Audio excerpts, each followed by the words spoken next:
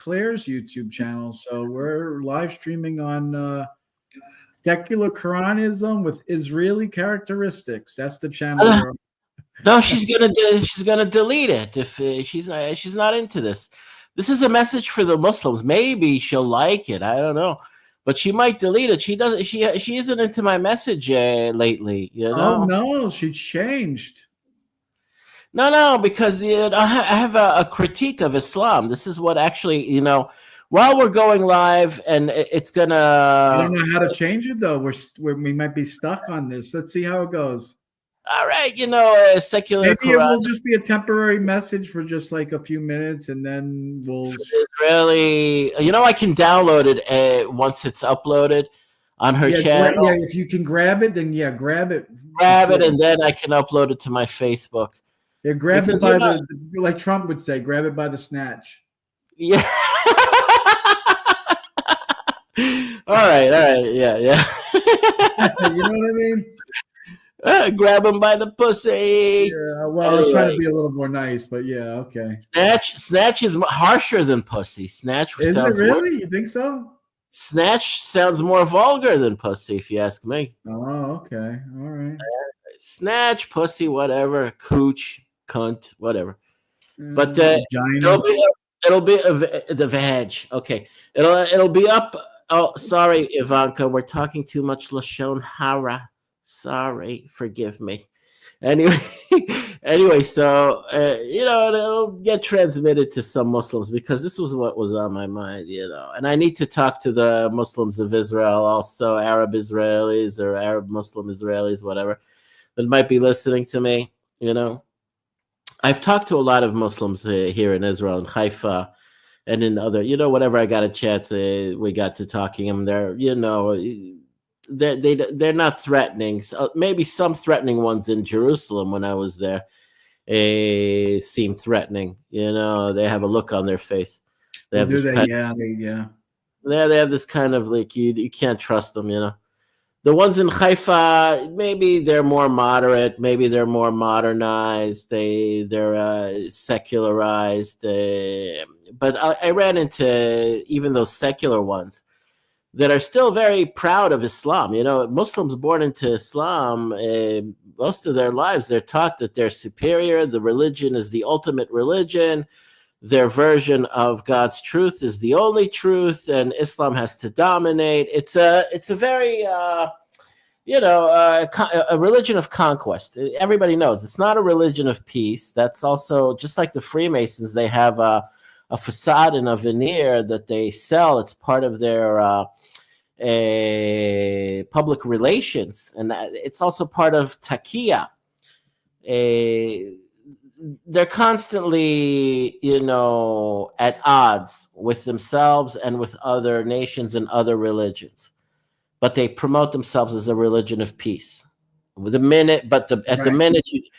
minute you disagree with their version of God's word and God's will, then they become, I'm going to chop your head off in Islam, and how dare you offend Islam, and how dare you offend the Quran, and I have to kill you, or I have to get rid of you, or I'm against you. I'm at odds with you. Well, this happened to me. I talked to a falafel guy, a falafel stand guy in the Hadar in Haifa. And again, you have this arrogance. They have this arrogance about them, especially when they're talking to a Jew about religion or the end times or their version of Gog and Magog, Juj and Majuj. They took from so many different types of, just like the Freemasons. They borrowed and adopted, and then it included certain stories and beliefs into their religion, and then they claim everything's from God, and it was all transmitted to Muhammad by the angel Gabriel, and none of it is from man. But you deconstruct the Quran very easily nowadays. It's a product of its time, and there are several influences in there, and they don't like hearing this, even though they want to claim that they can be intellectual about it, and they can be open-minded about it. And Islam had its age of also its golden age you dare offend their dogma about Islam, and you're done for, or they'll stop the conversation. But what is that, John? What the fuck is that? I know I can't get my phone's fucking broken and I can't stop it for some reason. All right, I fixed it. Go ahead. What, you heard the beeping? Yeah, I heard the beeping. The phone was beeping for some reason. Yeah. All right. So there's plenty of Sorry, my bad.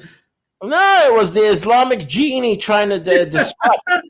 It was the Islamic Sitra Akhra coming in to make some noise. Anyway, to stop my message from getting across.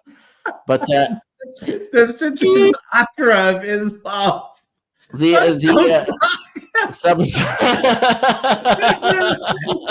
got me going on that one, Sammy. Well, it is what it is. It is what it is. It was but because there's nowadays, with the way things are here, we have Arab Christians and Arab Muslims living in Israel, and they've pretty much assimilated into Israeli culture, which is like overall a secular, tolerant, especially in cities like Haifa. I have no problem with that. I worked with Arab Israelis and Arab Muslims. But when the bottom line, the point I'm making is that everything comes down to religion, religious dogmas, end times eschatologies.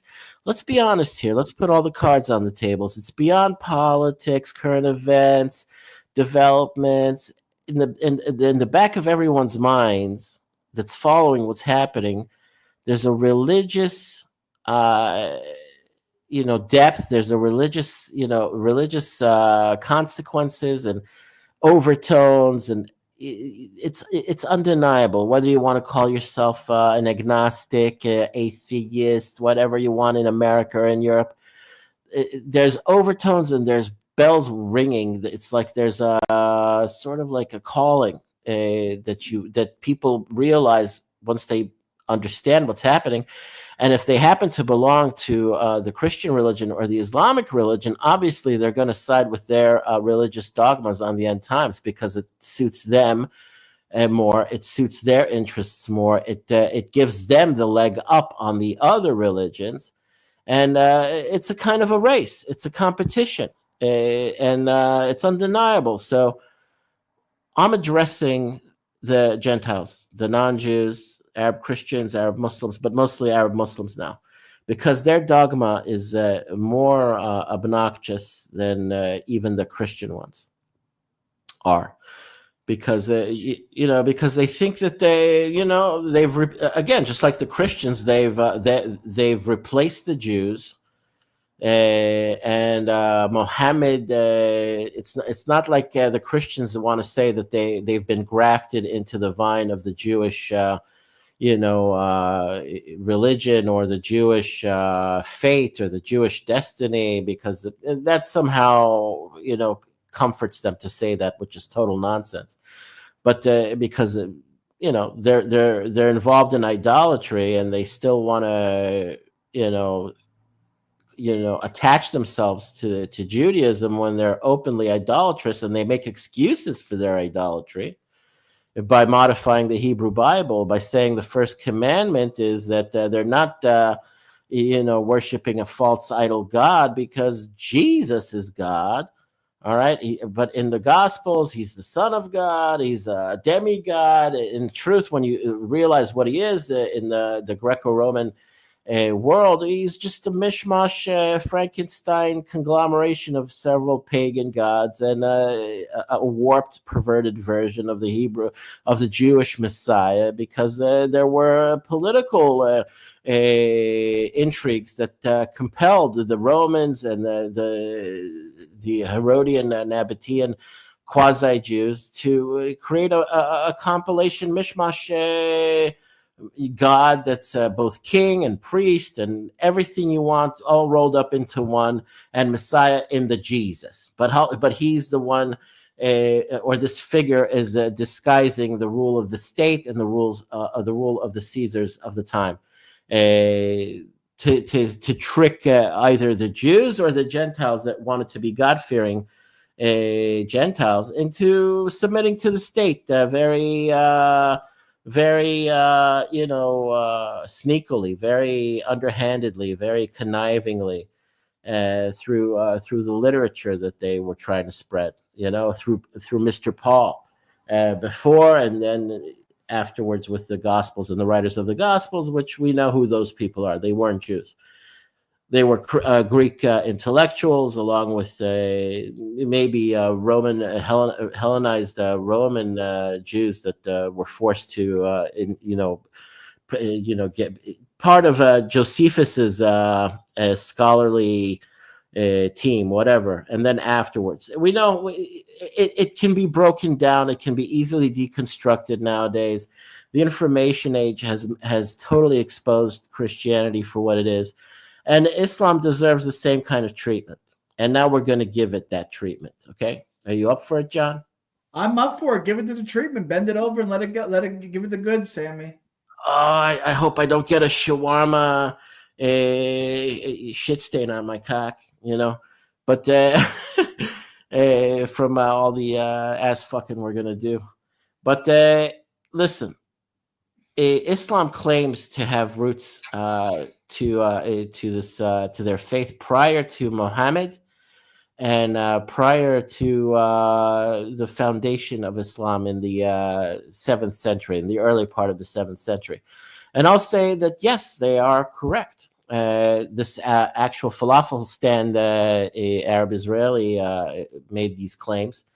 And, I looked into it, and it's true. Islam's foundations are found in a Catholic heresy, or a pre-Catholic heresy from the 3rd and 2nd centuries, otherwise known as Arianism. Okay, during the Council of Nicaea, there was a debate with the Arian sect. I'd say he was I don't know if you could call, he's not an apostle, but he's one of the church fathers, but he was considered a heretic from Alexandria. Okay, he had his own version of Jesus, this Arius guy, and he didn't claim that Jesus was God or the Son of God or divine, but he did consider him to be the Messiah. Okay, and this sort of found its way into Islam, but it's very also convoluted and mysterious. But there's more archaeological evidence for this claim being actually the facts. It kind of leached its way into Islam. It kind of leaked into it. It's kind of like, well, it dripped into Islam. Islam absorbed all, just like, Christianity.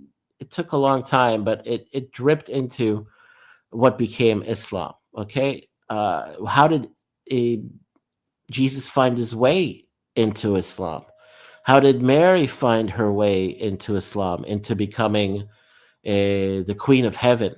A lot of Catholic doctrines found their way into Islam, but the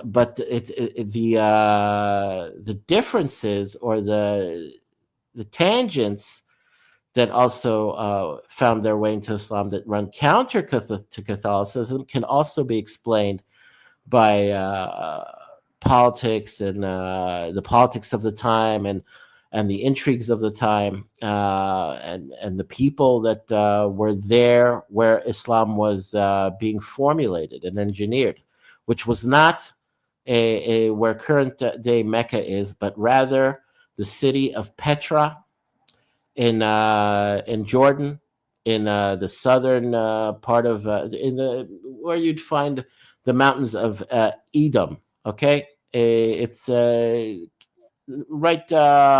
next to the Negev desert, the Arava and the Negev desert. I was there, everybody knows Petra. It's from Indiana Jones and the Last Crusade. The temple there at the end.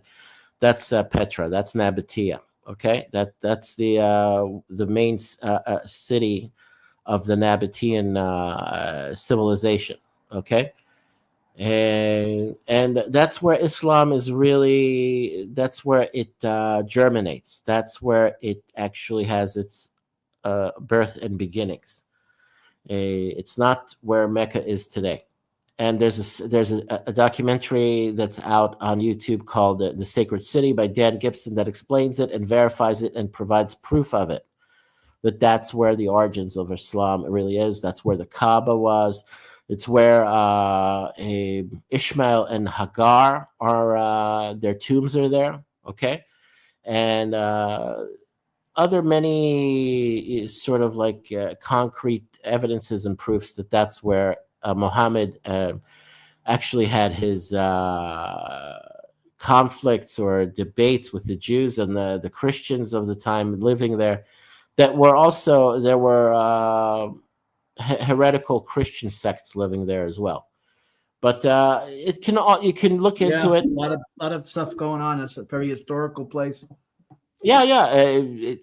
And the Bedouins. It was the Bedouin capital of the Nabateans were Bedouins, but it's the capital of the Bedouins and the Arabs of the ancient world of that time. Okay, and that's where the origins of Islam really are. And who influenced, aside from this a group of Arian Christians, which were considered heretics by the Catholic Church once it was founded. There was a debate between them, and then Constantine chose to go the path of the more paganized version of Jesus because it served his agenda. He was a pagan, and he wanted a universal God. That's why Catholicism in Latin means universal. He wanted a universal God to appeal to all the pagan ethnicities in his empire. It suited his interests more to have Jesus be a God or the Son of God, and of course, Mr. Constantine is,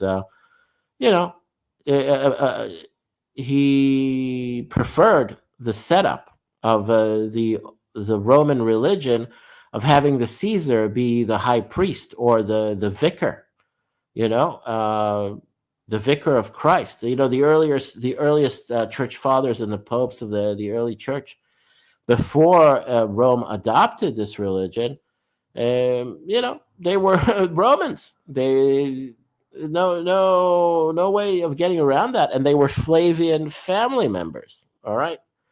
It's also obvious. It's also just painfully obvious. And once you had this competing sect of this one early church father that was considered a heretic, Arius, it was popular in North Africa. It was popular in Egypt. It was popular also in after the Romans destroyed the Second Temple in what became Palestine, according to the renamed titled name that Israel was given by Hadrian. All right, after the defeat of the Bar Kokhba revolt, that's the name Israel was given. So there were remnants of Arianism in North Africa, in Egypt, and in Arabia. All right, and even within that milieu, there were also remnants of the Ebionites. All right, the earliest Jewish messianics. All right, from the first century. The Ebionites. Everyone's aware of who these people are, and it's what we were talking about before. The James community of circumcisers. There were camps in Damascus, in northern Syria, going as far as northern Iraq, where Kurdistan is now. There were rebel Jews that were considered Ebionites, the more extremist, rebels that were religious fanatics that were defeated by the Romans. Okay, and Paul, the Herodian agent, was the one that succeeded in promoting the modified, watered down version, pacified version of Judaism, the perversion of the Hebrew Bible, the perversion of Judaism that he authored, that he began authoring. It was completed later on with the Flavians. Let's say the Romans won out on deciding what the history was going to be, and writing it the way they chose. The twisted, perverted lies that they told.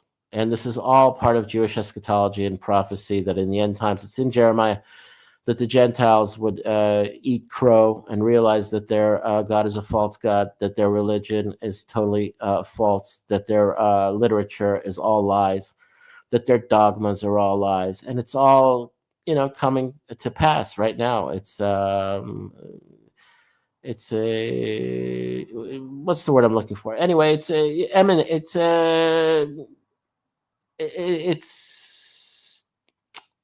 I would say, I forget the word I'm looking for. Anyway, but it's coming to pass. And so Islam needs to get a good, a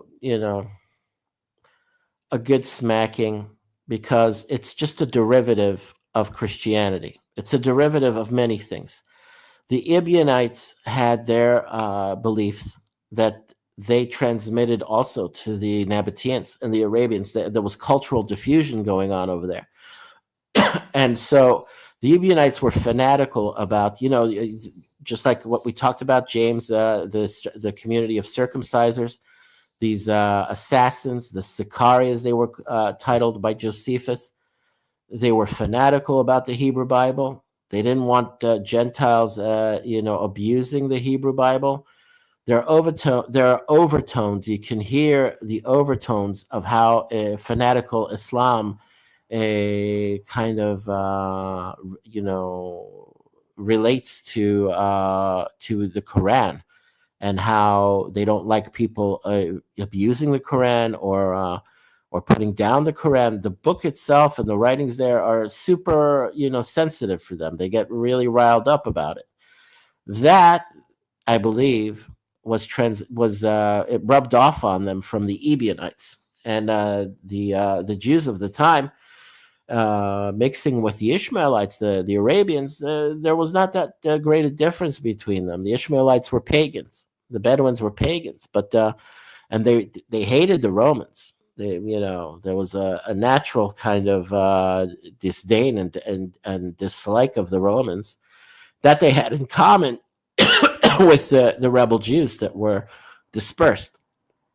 So the Ebionites did have, an influence on the Arabians that would later develop Islam. Okay, so there are Ebionite influences in Islam. On top of Aryan influences, where Jesus is not God or the Son of God, he's a Messiah. And a lot of Josephus's writings also kind of leaked into Islam, but also they changed it.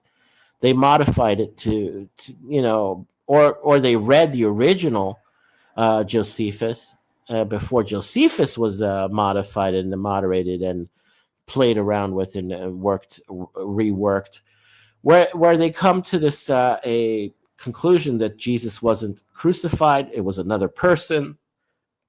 And, they have their Islamic version of Jesus. But the Aryan influences seem to parallel what eventually became also Catholic dogmas about Jesus and Mary. That's all there in Islam, okay? That's how it managed to trickle. That's the word I was looking for. Trickle into there were a lot of dynamics and many different peoples kind of mingling. But the Muslims will obviously say, after there was a civil war between the successors of Muhammad, the Abbasid dynasty and the Umayyad, okay, they fought, and Petra was abandoned. It's worthwhile to watch the documentary The Sacred City. And then they deliberately scrubbed their history. They also did a reworking of their origins. They also started telling retellings and lies about the sacred, their holy city, once they moved it down to Mecca. All right, so Islam is full of foundational lies, foundational deceptions, just as much as Christianity is. And once it gets exposed, then you're stuck with your dick in your hands. And your dogmas are not worth shit. Then you got nothing but your put in your hands. It's true. Yeah, your dogmas are worth shit. You find out where your real holy city is, and it suits it to be Islam's. It's the big brown hole between the two fucking butt cheeks. That's the holy fucking city. Yeah, well, it's where Ishmael and Hagar are. It's literally their tombs are there, right next to this pagan temple. That's where the Kaaba used to be, the temple of Dushir, and everything is in the Quran. And they try to run and hide away, like with debunking videos. There are a lot of debunking attempts on YouTube to debunk the Caesar's Messiah thesis, the Roman provenance thesis, where it's concrete and very convincing and very logical, and it makes perfect sense. But of course, the Catholics or the Christians are butthurt, and they'll try to deceive and sort of mind molest you and keep the mind molestation going and tell you, no, it's all historical revisionism, it doesn't make sense. But it makes perfect sense. It's pure perfect sense, and millions of people have already seen it, and they've been convinced by it. And obviously there are a lot of butthurt people. There are a lot of really offended people. But what can you do? We are at the end times, and all of your false religions and all of your claims are going to be proven to be false. And I don't care about your political correctness as far as secular culture now in Israel. Let's not talk religion, let's not get offended. But the Muslims here haven't changed their tone or their attitude. You talk to them and they'll tell you your religion is false, and our religions is right, and our version of your prophecies are more correct than your own. Just the same kind of nerve, the same kind of arrogance, the same kind of chutzpah, the same chutzpah that the Christians have or used to have. The Christians now, because of the information age, realize, we can't continue shoveling this shit. This shit is a lot of chutzpah dick, yeah, that's for sure. Yeah. But the Muslims have a problem. The Muslims are more hard-headed. They're really committed to their lies, to their dogmas, And you know what they were telling the hostages when they were in captivity in Gaza? They were trying to shovel this shit down the hostages' throats. They were telling them, Jesus is a Muslim! Jesus is a Muslim! You have to accept Jesus as that. And the poor Jewish hostages are like, what are you going to do? You're just going to have to sit there and accept the bullshit that they're trying to convince them of. Or tell you. It's very convenient. You have a hostage there that's helpless, and you're trying to,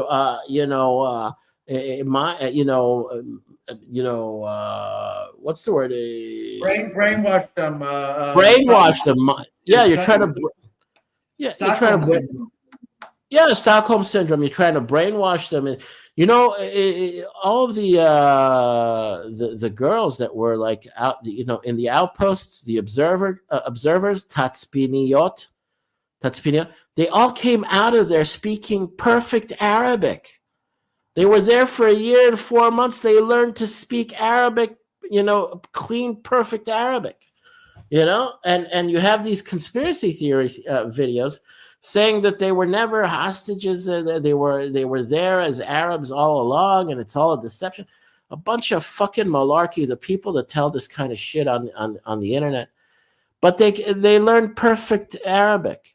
They came out of there speaking fluent Arabic. All of them, all 5 of them. And so the thing is, they were trying to brainwash them even while they were in captivity. This is how childish and what's the word I'm looking for? It's like what's the word when somebody is really gets offended easily? Liberal? No, not a liberal. When I'm talking about the Muslims, they're delicate. They're touchy. They're touchy.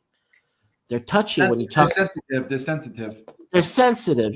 This is their religious ego, religious dogma, religious pride. It's a big deal with the Muslims.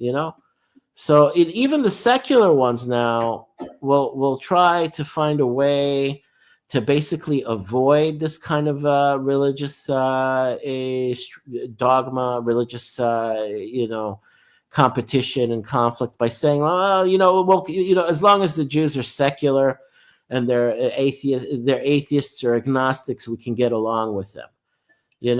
But but lurking in the background is always their anticipation of the Mahdi coming back and their version of end times being fulfilled, even though they'll play along and we're civilized, modern, and secular, and let's avoid religious debates and religious dogmas and one upping each other because my book says this and your book says that.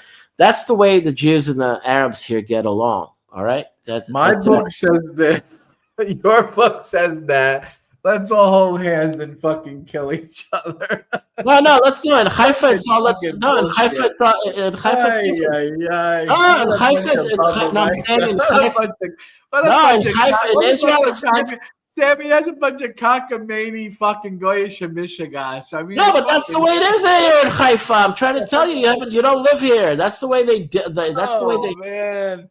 But that's the way they live. That's the way they get along. That's the way they work here. What okay. A bunch of cockamamie goyish and mishigas. Fuck me in the. But that's how the Jews and the Muslims get along here in Israel.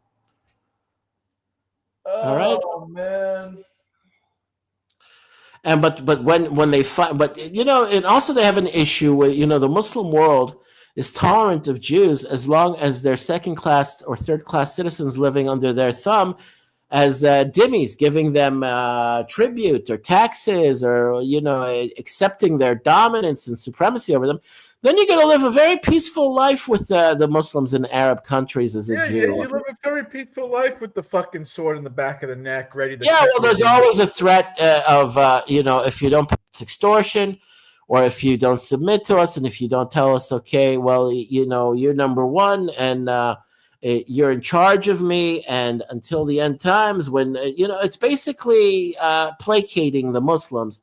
And placating their sensitivity, religious sensitivity, in order to live with them and to get along with them. Okay, that's how the Jews survived Islam and survived living with Muslims until the founding of the Jewish state. Then you got the real issue of their religious pride being wounded, and that's when they go and turn into lunatics. That's when they turn into religious fanatics, and that's when they want to destroy you. That's when they want to genocide you.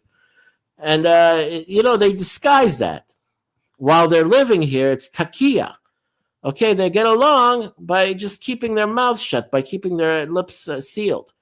But the Palestinians in the territories, whatever, they're living there without the Jews or without those conditions. They get more fanatical because they're not getting their way as they used to for centuries with Jews living underneath them in submission. Okay, so their ego is wounded because the Jews have some semblance of sovereignty and independence from them and their religion. Okay, that's the psychological kind of picture that is easily understood from history. And the relationship the Jews had with the Muslim world and the Muslims. All right. And so at this point, I'm telling you, it's very distasteful because Israeli Jews and Israeli Muslims, for the most part, seem to be getting along, especially in the north, in Haifa, in the Galilee. There's a courtesy there going on. Because they don't want trouble. They've also kind of become modern and less religiously motivated or religiously driven. But there are still many fanatics even amongst Israeli Arab Muslims, especially now when they're getting a whiff and a taste of the fact that we're in the end times. And the Jews are constantly talking about messianic prophecies, and we're in the end times. It kind of triggers them. They become sensitive, and their mission, as is written in the Quran and in Islam, is to basically keep the Jews down, to keep their religious pride and their self-esteem down. And keep a good Jew down. Yeah, exactly. But in Israel, it's over. That's not happening. Here, before we let ourselves get destroyed, we're going to fucking use the Samson option and fucking nuclear holocaust the entire fucking planet, if need be. I told Claire, it's not going to come to that, but we have that option in our back pocket as intimidation, as sort of like deterrence. Yeah, why not? And that puts off the Arabs too. That puts off the Muslims here.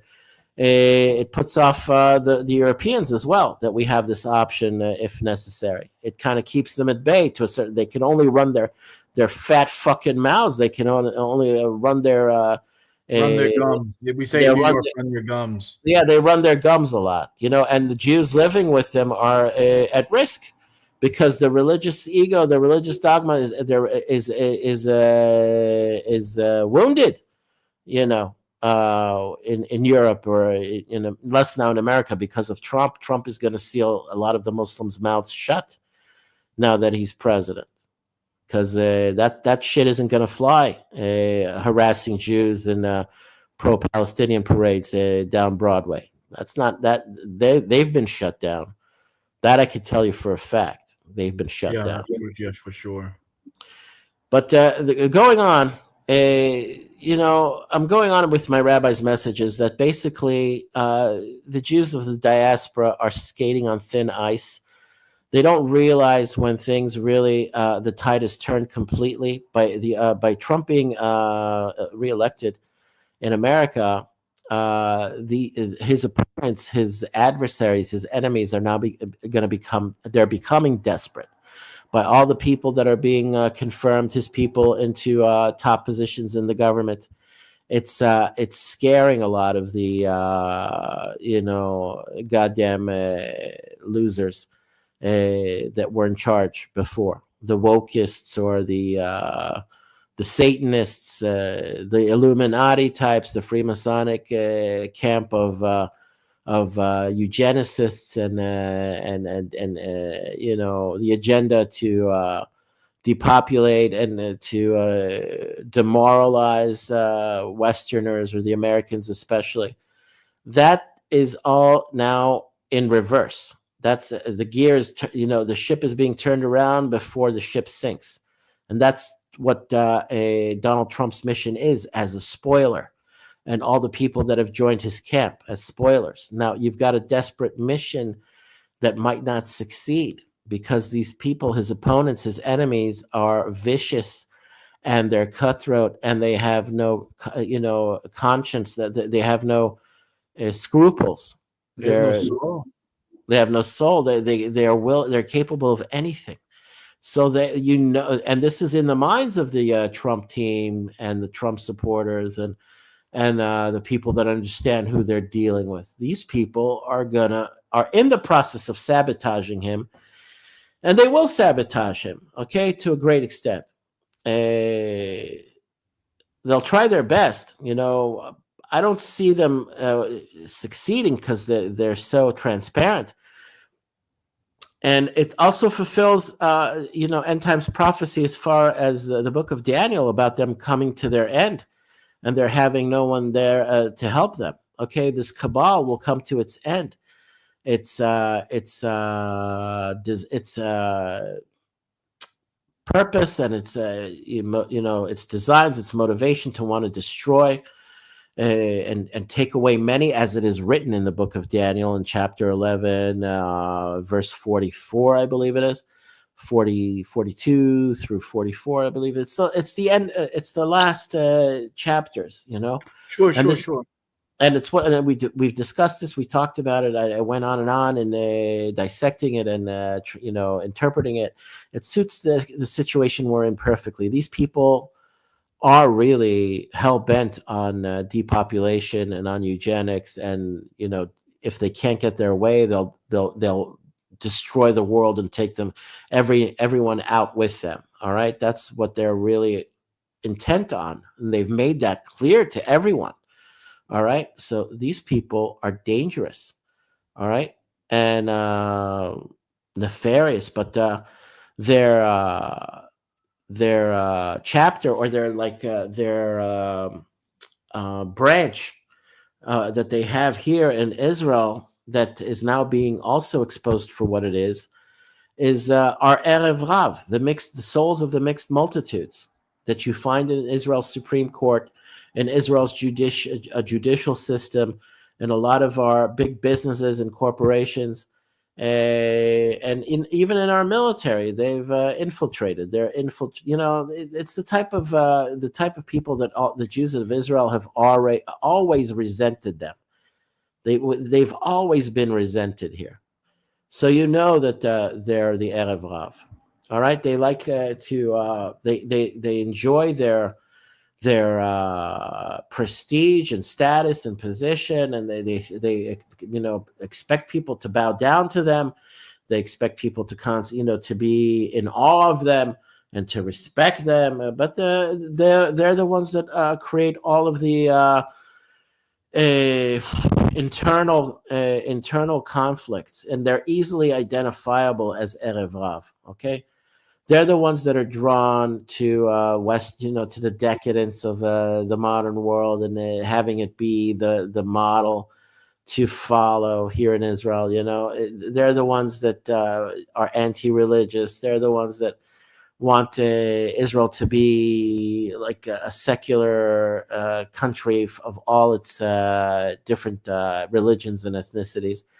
Whereas most of the Jews here said, like, what did we fight for? What did we die for? What were we massacred and genocided for?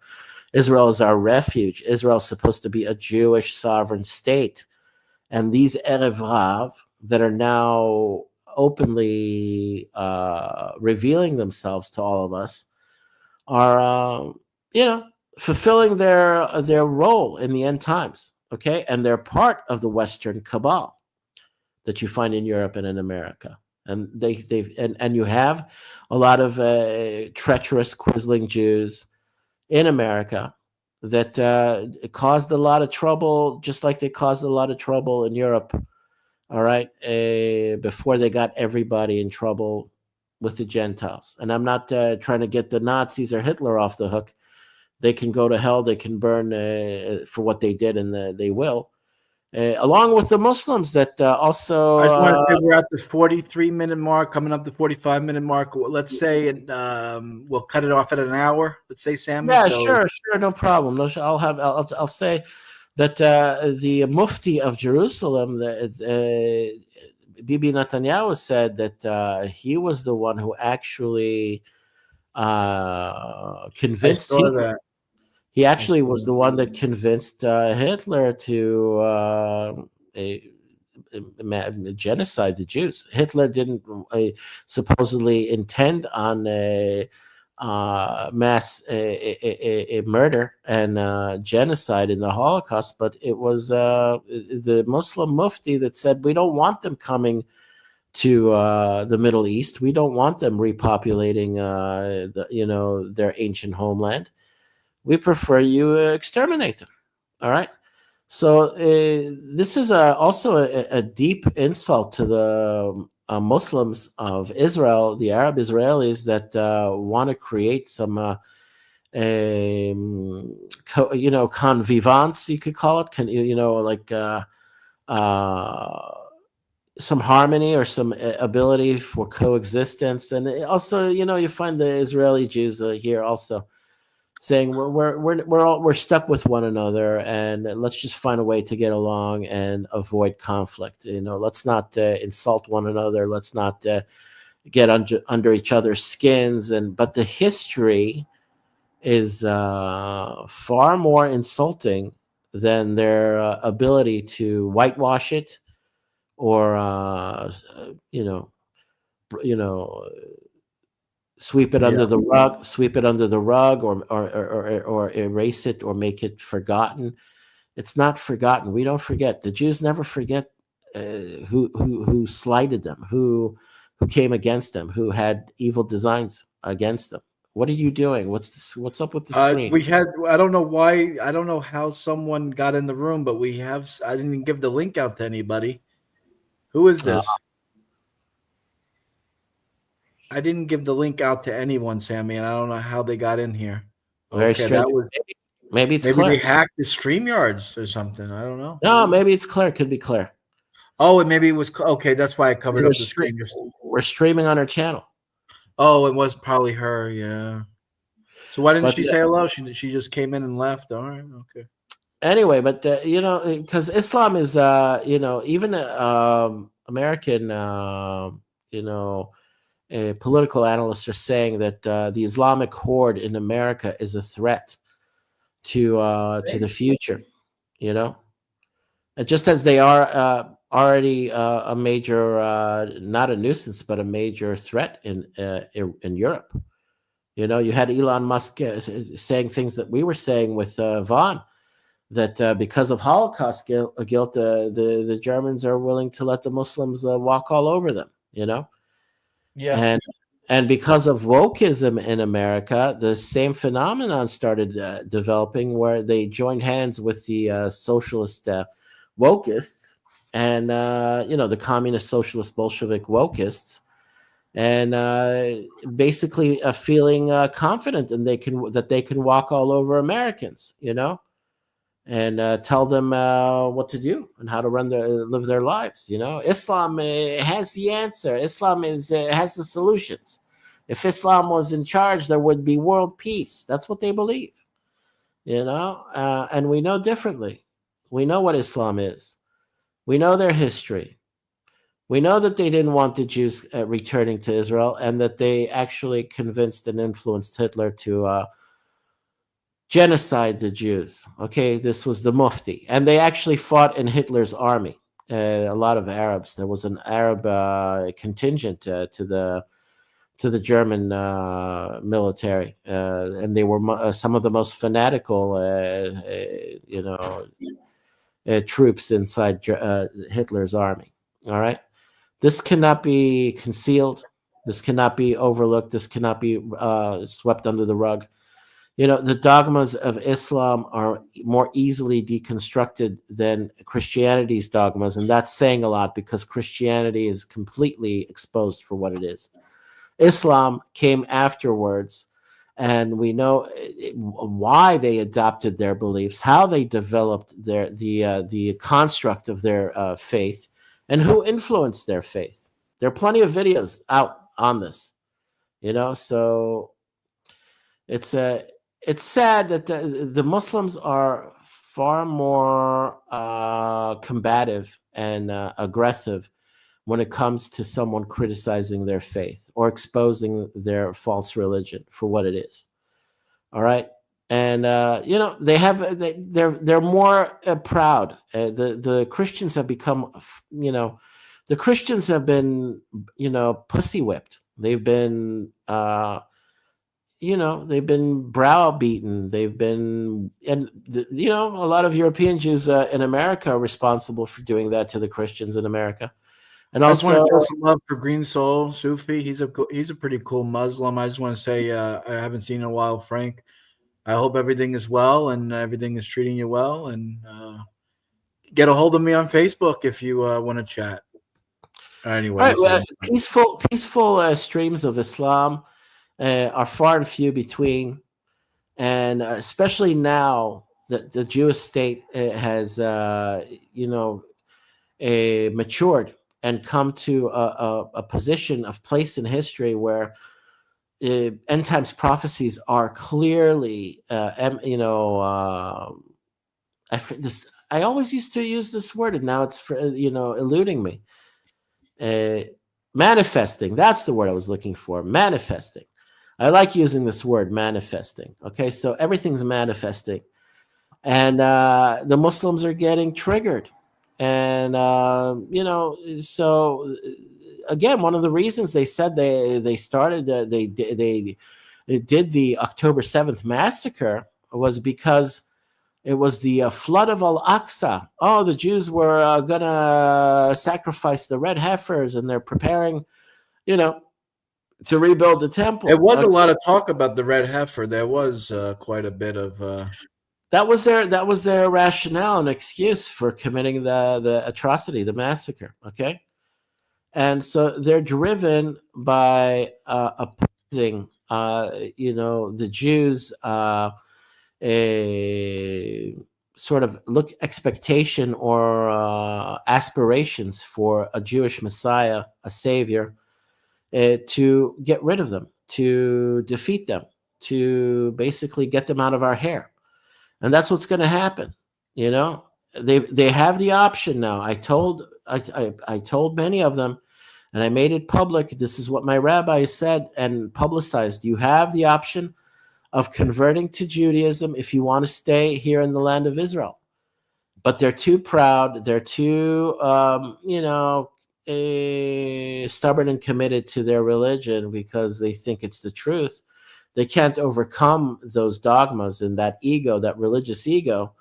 So they'll commit themselves to fighting us to the bitter end. Or trying to, here in Israel, it's basically intimidation. Well, we're friends. Do you want to sacrifice our friendship over religious beliefs and religious conflicts? Let's not talk about it. You just continue being a typical Israeli schmuck, a secularist, an ass kisser, a wannabe Westerner, a wannabe European, or a wannabe American, and then we'll leave you alone as long as you don't talk about your Messiah, as long as you don't talk about your end times aspirations of building the third temple and having the Messiah rule over the world, including over the Muslims and over the Christians and over all nations. You're an Israeli Jewish supremacist. That kind of doesn't jive. That doesn't kind of it doesn't, it rubs me the wrong way. Name for you, Sammy. Jewish supremacist, huh? Yeah, all right. Yeah, no problem. But it is what it is, and what my rabbi said. We got someone out. We got a couple of people out here. That says Israel will never win. Jacob Wallenberg. That sounds like a pretty Jewish name. We are overlords, and we are too powerful. Because it's what's her face's channel. It's Claire's channel. Yeah. All right, so it's good. It's a message for the Muslims. It's a message for the haters. Do me a favor, John. Don't post their comments. Okay. I could care less. I don't want to be a well, we want to smack. Well, debunk the message. I don't want to be disrupted by any people that. Okay, this is you know what? It's your show, so it's my show. It's a one-way fucking message. That's what it is. I'm not having a conversation with these fucking people. Yeah, they're scum. I don't want to be distracted by these schmucks. You listen to me, and I don't care if Claire deletes this later. I'm going to try to download it and upload it to my Facebook. Make sure you grab the show before it goes. Yeah, I'll try to grab the show. Send me the link, okay, Johnny? I did. I sent it to you on Facebook. Oh, it's over there. All right, wait a minute. Let me open it. Make sure you grab it, you son of a bitch. I'll open. Yeah, big Jewish supremacist SOB. It's all going to come to fruition. It's all going to manifest. Okay, when we get our hostages back and the war in Gaza ends, that's when the fate of the Gazans. Jewish supremacist SOB. All right, wait. Oh, I'm playing my show. I'm playing it on Facebook. Oh, hold on. On YouTube, I played it. I got the. You got it? Yeah, I got it. I'll try to download it. Just whether 5-minute warning before we get going. Basically, this is the message for my rabbi. Listen, okay, the war's going to end. All of our hostages are going to be released, alive and dead. Once we get them all back and the war ends, the fate of the Gazans will be sealed. earthquakes will begin to rumble underneath their feet. It will be one of the last warning signs for them. They need to take advantage of relocating themselves to either Indonesia, Egypt, or Jordan, or Albania, or wherever they want to go. The smart ones amongst them that have no homes left, that have no life left there, and they're not being stubborn about staying there, and they want to relocate, take up the opportunity while you can, because I'll tell you what's going to happen to you. Once the earthquakes begin underneath your feet, it'll be God's last warning before he annihilates you, before he puts you all to death.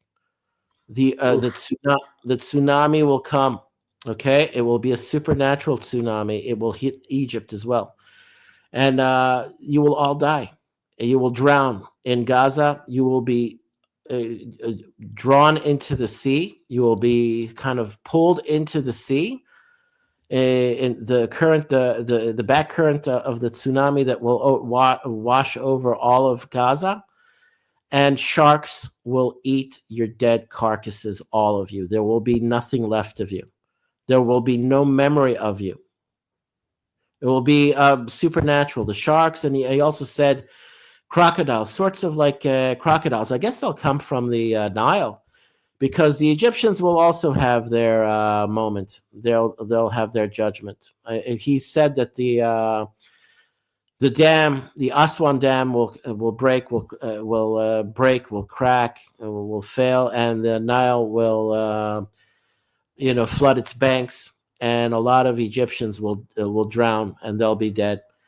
But you'll also have this tsunami coming from Etna. Mount Etna will fall into the Mediterranean.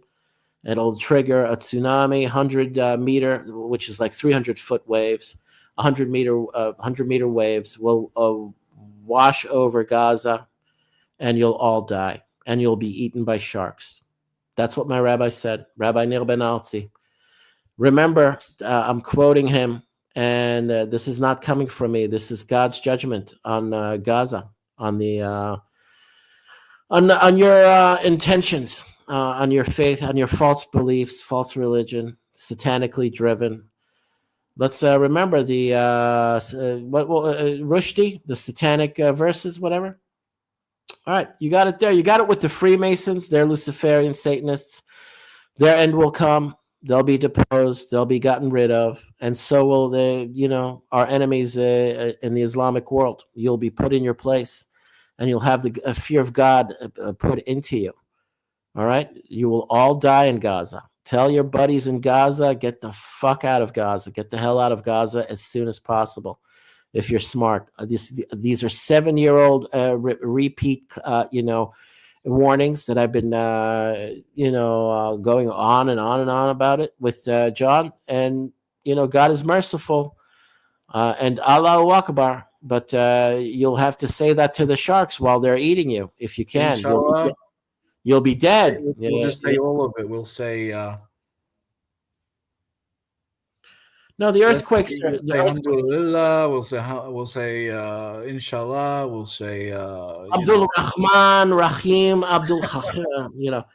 Anyway, I want to get going, Sammy. It was good. Look, the Islamic, the Muslim Israelis listening to this, the Arab, moderate types. I don't mean to offend you. It's not about offending you. You have the option of converting to Judaism. There's a way for you, if you can overcome your ego and your religious pride and what you've been raised with, and see things for what